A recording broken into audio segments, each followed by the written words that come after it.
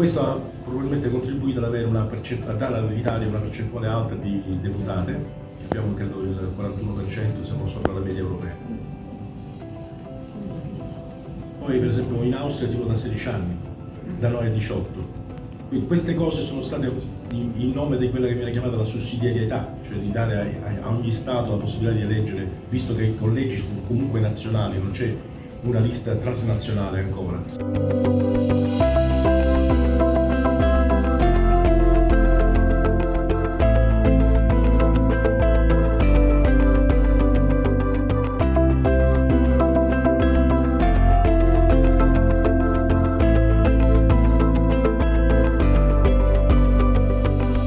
Siamo con l'onorevole Alessandra Moretti, alla quale abbiamo dato la scelta gentile e anche fatele brave. Allora, violenza economica è un tema decisamente importante anche a livello europeo, soprattutto di educazione e sensibilizzazione. Assolutamente, innanzitutto è il lavoro, la prima vera forma di emancipazione sociale e anche di libertà delle donne rispetto a delle situazioni di violenza e di molestia e di segregazione. Quindi io veramente lavorerò, come ho fatto fino adesso, affinché le ragazze soprattutto capiscano che devono lavorare, devono avere un loro salario per essere autonome e libere.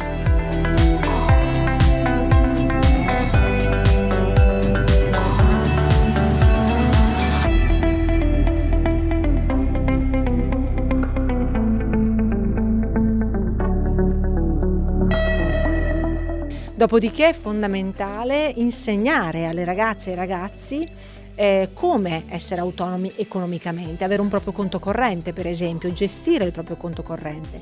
Tante delle donne che subiscono violenza da parte anche del partner non hanno un conto corrente proprio e questo è motivo di ricatto, per cui anche se sono donne che lavorano non hanno la forza e il coraggio di aprirsi un proprio conto corrente e di avere una loro autonomia e anche una libertà di scelta nella spesa, per esempio, no? Per cui io credo che da questo punto di vista l'educazione alla finanza sia molto molto importante per le donne ma anche per gli uomini.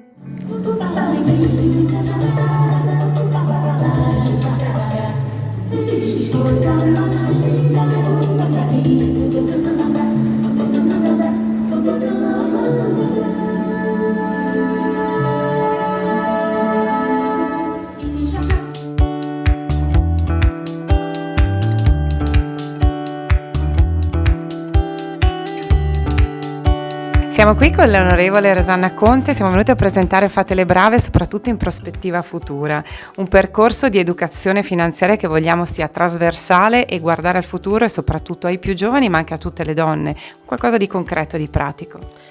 Io vi ringrazio della presentazione di questo progetto che devo dire mi dà parecchia soddisfazione e lo approvo sinceramente, anzi non vedo l'ora poi di collaborare con voi da un punto di vista sia giuridico che per quello che riguarda qui l'Europa, per come posso esservi utile.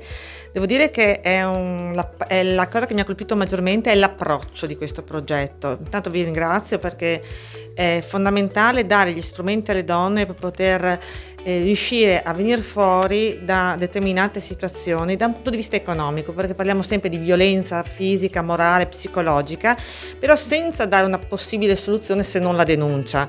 E quindi invece qui ci sono proprio gli strumenti necessari giuridici per dare la cultura e la formazione alle donne che vogliono venire fuori da queste situazioni familiari spesso.